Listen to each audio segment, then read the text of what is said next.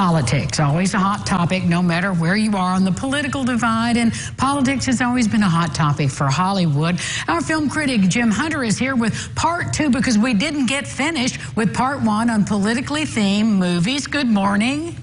Good morning, Angie. Good to be here. Yeah, there's a lot of political films out there, and so a lot to dive into. Well, today we're talking about ones that are based on true stories. Yes, that's correct. So yesterday we talked about films that were not necessarily based upon true stories, but then had like large systemic criticisms to offer to American political discourse. And this time I thought that we would choose films that are dealing with the same kinds of issues, but actually are based on real stories.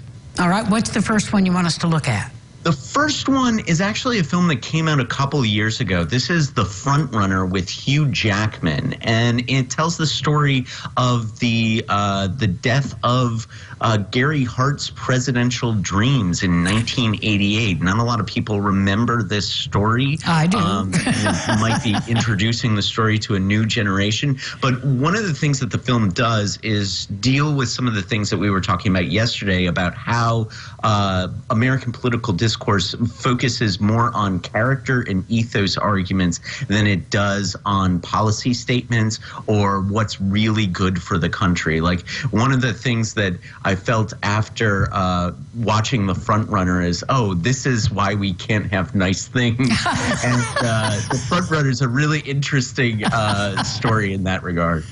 All right. So what do you like next? What are we looking at now? Well, I mean, how could we talk about political films without talking about Lincoln? This is Steven Spielberg's filmed with a chameleonic performance by, of course, Daniel Day-Lewis. But one of the things that's interesting about this film is that it's focusing on the backroom political machinations that Lincoln has to go through in order to get to the 13th Amendment passed. And so there's quite a bit of duplicity in Lincoln, but he has to sort of weigh the differences, the ethical toward ending slavery for future generations, but also stopping the Civil War, because the southern states enter the Union again, he might not be able to pass the 13th Amendment. So it's really dealing with the weight of the office on Lincoln. And that's something that not a lot of other fictional political movies really deal with. It is one of my very favorites as far as historical portraits. Daniel Day-Lewis, magnificent. Sally Field, I mean, what a cast of characters all the way around. Yeah. Jones, Adam Driver, James Spader. It's a great film. It truly is. It's powerful. So we have less than a minute, Jim. What's next?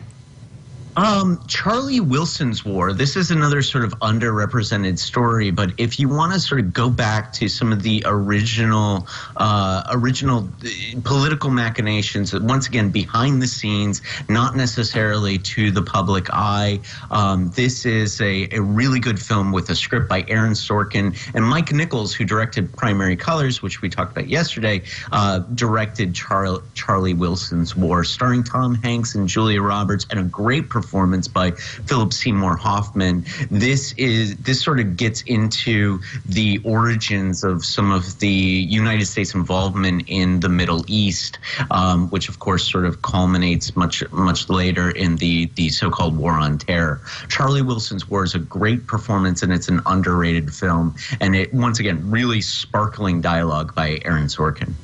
And speaking of sparkling dialogue, ours comes to an end. Thank you, Jim. It's always a pleasure. Maybe we'll have to do part 3. I don't know.